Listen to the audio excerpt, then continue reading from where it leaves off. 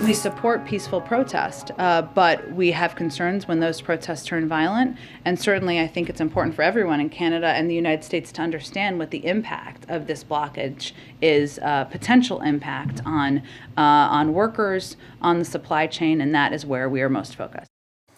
Okay, that's the White House spokesperson on the economic damage that the Windsor blockade is having on both sides of the border. Every day, on normal days, roughly $300 million worth of goods cross the Ambassador Bridge. That's 1/4 of all goods shipped between Canada and the United States. Sandy Baruah is the president and chief executive officer of the Detroit Regional Chamber. He's in Detroit. Mr. Baruah, thanks for joining us. Good evening, David. This is not a normal link that's being disrupted here. I wonder if you could paint us a picture of what's at stake here as these protests enter multiple days now. Well, the entire automotive supply chain is frankly at stake here. I mean, this is not just a U.S. or Canada thing. This is impacting all of North America. And if this drags on, much longer, could have ripple impacts beyond that. I mean, it's $13+ billion of just automotive parts that flow from the United States into Canada every year. And as everyone knows so well, we already have an incredibly constrained supply chain due to COVID and the chip crisis. This is not helping. In fact, we're seeing shutdowns as expected, already starting to roll through the manufacturing world. Yeah, we've got a statement from Ford tonight saying that they're running their plants at a reduced schedule today in Oakville, and their Windsor engine plant is shut down entirely because of this. So yeah, I know you mentioned the supply chain, and that's been a big topic of political discussion here. I mean, what's the impact of shutting down the Ambassador Bridge when we know the supply chain is already fragile due to the pandemic? Yeah, and it's not just the Ford plants up in Canada. We have the Delta Township plant in Michigan. It's a GM plant, produces crossover SUVs. They just canceled their second shift today. And not quite sure what the outlook is for tomorrow. The Pacifica plant in Ontario by Stellantis is also on reduced capacity as well too.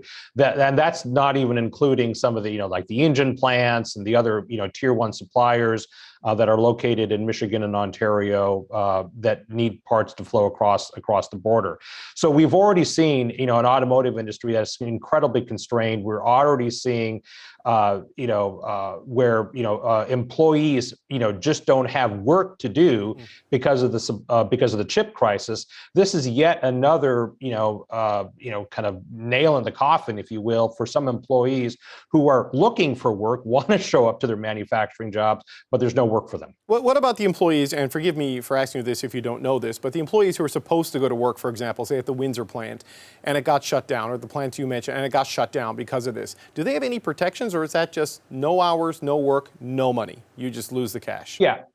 Yeah, no, that's a great question, David. So the classic answer is it depends. So if you're with a major original equipment manufacturer like Ford, you're going to make up that time, in overtime, and there's obviously some union protections there. But if you're one of the smaller companies, you don't have those kinds of protections generally. If there's no work that day, there's no work that day, and there's no money that day. But for the larger companies, they can find a way around that. So what are you hearing about this on your side of the border? Because, we've been really preoccupied and seized with this in Canada because it's ostensibly a protest that started about cross-border vaccine mandates, which are also in place in the United States, right? So they're shutting down these border crossings to get the Prime Minister here to change his mind, but they still wouldn't be able to cross unless the President changes his mind. How is it playing out on your side of the border? Well, just to be perfectly frank, U.S.-Canada trade is more important to Canada than it is the United States, just because of the size of the U.S. market versus the Canadian market. So it has been a delayed reaction here in the United States.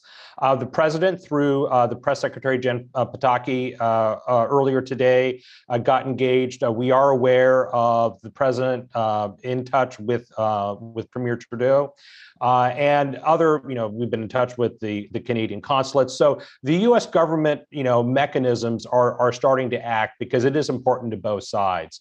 But it has been less, there's been, I would say, a little less fervor on the United States side. It's been a little less just up until the last, I would say, 24 hours, it has become a big news story here. I know our friends in Canada, it's been a much larger news story for a much longer period of time, especially considering what's been happening in Ottawa all this time. So we're catching up to our Canadian friends and having this be a major national issue for us. I mean, is there a cross-border solution to this? I mean, the protest is only on the Canadian side of the border right now. That's where it's happening. And is there a way to collaborate to resolve this, or a way to get around this blockade to keep things flowing good? Or is this a situation that until police on this side of the border clean it up, goods just aren't going to flow? Well, I don't know the answer to that question, David. I mean, to me, I've always viewed this as a law enforcement issue. I mean, we have people who are engaged in a blockade and, a blockade not just of traffic, but a blockade of international commerce. That is, against the law in both countries. We have people with idling trucks that are obviously, exuding pollution that's impacting some neighborhoods on both sides of the aisle. That is not good. This blockade is not just shutting down manufacturing sites, but it's also shutting down a lot of the smaller businesses that are associated with those manufacturing companies, or the smaller businesses that are in some of these more residential areas or commercial areas where the trucks are parked in front of, and patrons can't access them. So I think this is a really serious issue that law enforcement really needs to take a hold of. Obviously, we don't want to do anything that's unsafe.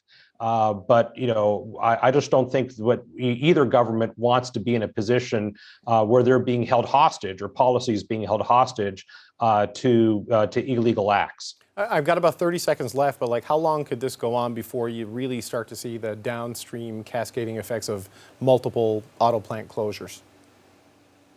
About 30 minutes ago. I think we have already seen that starting to happen. When I was talking to some other media outlets earlier this morning, I kind of anticipated that we would see some closures by the end of the week. It actually happened by the end of the day. Right. So it's actually occurring a little bit faster than I expected. So I would expect, this obviously isn't going to get resolved in the next 24 hours, but within the next 24 hours, you're going to see some more closures. Okay. Sandy Baruah, thank you so much for your time. Pleasure to be with you, David. Hi, I'm Vashi Capellos, host of Power in Politics. See more of our show by subscribing to the CBC News channel or click the link for another video.